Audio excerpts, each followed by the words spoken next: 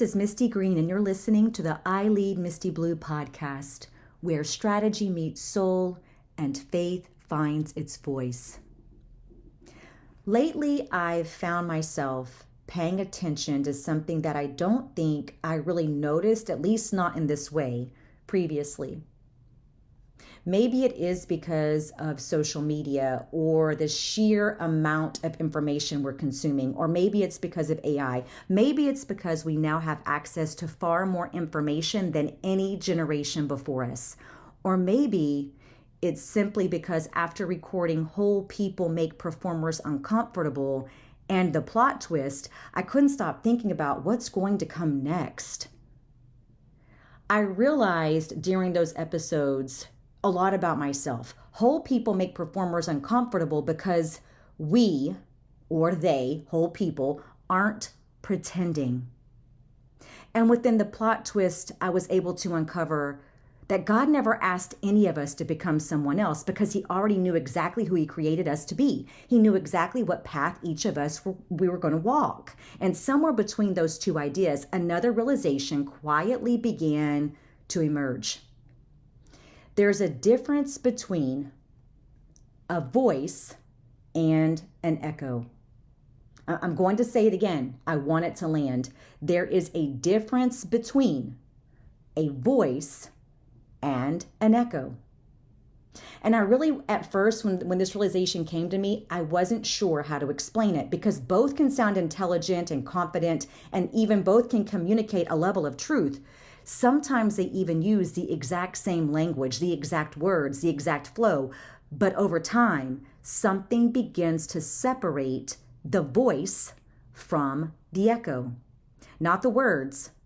No, it's the weight behind the words. What do the words carry? I've come to believe that experience has a sound. You can hear it if you listen long enough, not because the person is louder or more articulate or more educated. No. It's because life has shaped the way they think, the way they process, the way they show up. See, experience leaves fingerprints. It leaves an imprint. It leaves a mark on a person and the idea or ideas that person comes up with. It leaves tension, it leaves humanity, it leaves an element of humility and consistent reflection. It leaves questions that had to be wrestled with long before the answers came. It leaves stories that can't be borrowed because they belong to the person who actually lived them. And maybe that's why I've become more interested in where an idea comes from far more than how it's actually presented. See, we live in a time where ideas can travel farther and faster than ever before. A single thought can be shared, it can be rewritten, repackaged, and it can be passed from one person to the next until eventually it circles the entire world. And somewhere along the way, it becomes difficult to remember where it even began, who said it, and even more difficult to know who actually lived it. Where was the idea birthed? How and why? What did it come from? There's nothing wrong with ideas traveling. That's not what I'm saying. In many ways, they always have, and they should. Every generation has learned from the one before it. The difference now is that information can spread much faster than transformation, making it possible to sound deeply experienced before life has even had the opportunity to shape the person speaking. Sometimes we become fluent in ideas we haven't actually lived. We learn the language of a model or a strategy before we've ever walked the road of implementation. We know that what courage sounds like. We know what it sounds like to be courageous. But we begin to sound like it and talk about courage before we've ever been required to actually be courageous. We know what leadership is supposed to sound like far before we've ever even carried the weight of leading. We know what forgiveness sounds like. We know what forgiveness should look like long before we've ever had to sit in the challenge of forgiving something that has broken our hearts. And there's a difference between understanding an idea and allowing life to shape you through it. And that difference really matters. I've noticed something over the years. Every once in a while, I'll hear someone speaking, and at first, everything seems to fit together. The ideas are thoughtful, and the language is polished. And the framework, well, it's well organized or well presented. Then the conversation takes an unexpected turn. Someone asks a question that wasn't maybe anticipated, and that can't be answered by simply returning to the script or repeating the same talking points. It's in those moments you begin to see whether the idea is resting on lived experience or if it was simply borrowed understanding. And a borrowed idea can usually carry the conversation, but only so far. Eventually, it reaches the edge of what it knows. A lived idea is different.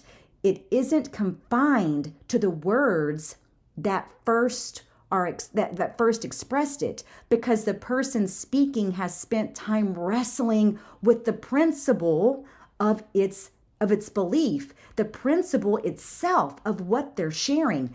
They can approach it from another perspective quickly. They can draw from another experience immediately, or they can explain it in a way that fits the moment. They can elaborate, they can extend it, not because they memorized the lesson or the script, but because somewhere along the way, the lesson became part of them. It left its fingerprints.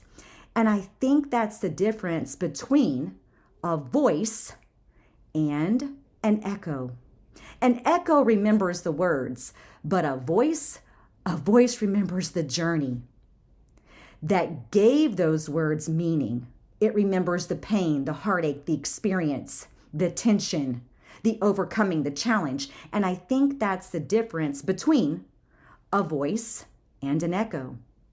An echo repeats what it's heard. A voice speaks from what it has become, and those are not the same thing. I've watched people build entire platforms around ideas they haven't had time to live. Not because they're trying to deceive anyone. No, I don't think that's the intent. Sometimes they're simply moving faster than life itself. We've created a culture where people often feel pressure to have an opinion before they've had enough experience to develop one. Pressure to become an expert before they've spent enough time simply being a student. Pressure maybe to teach lessons that they are still learning. And I wonder what would happen if we become a little more comfortable allowing life to finish its work before we rushed to explain it. And I wonder what would happen if we became a little more comfortable allowing life to finish its work before we rush to explain it. See, real wisdom has always required something from us. It is shaped through time, through disappointment and discipline, correction and failure, and even success and humility. And it asks us to stay with an idea long enough for that idea to begin changing us before we ever attempt to teach it to someone else.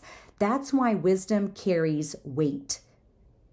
It has always cost something. The older I get, the less interested I become in people who simply know what to say. I'm becoming far more interested and intrigued by people whose lives have earned the right to say it. Not because they're perfect and not because they've arrived, but because there's a congruence between what they believe and how they live. Their words don't stand alone, and their lives actually support what they're saying. And maybe that's why authenticity really is that. You're walking it like you talk it. You talk it like you've walked it. Not originality for the sake of originality, and not trying to sound different, not avoiding influence. See, authenticity is what happens when your experiences and your convictions finally begin speaking the same language. So maybe the question isn't simply whose voice you're listening to. Maybe the better question is this: are you giving yourself time to evolve into the person your words describe?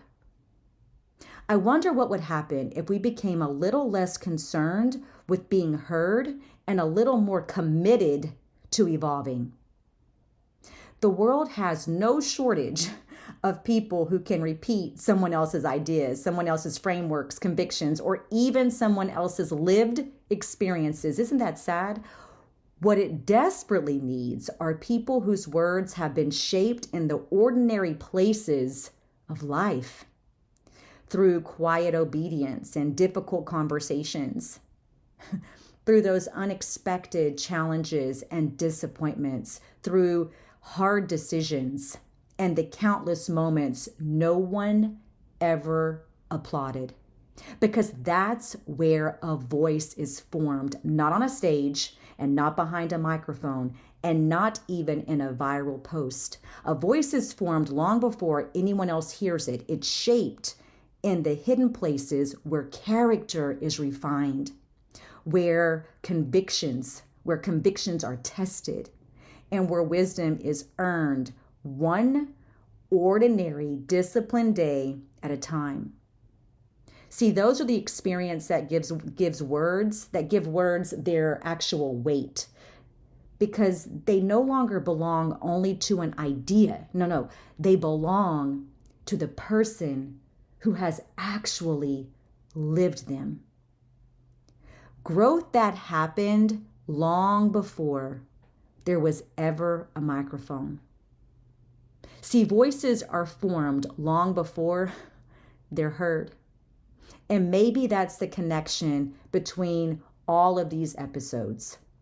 Whole people make performers uncomfortable, and God never asked you to become anyone else other than yourself. And your voice will always be more valuable than someone else's echo.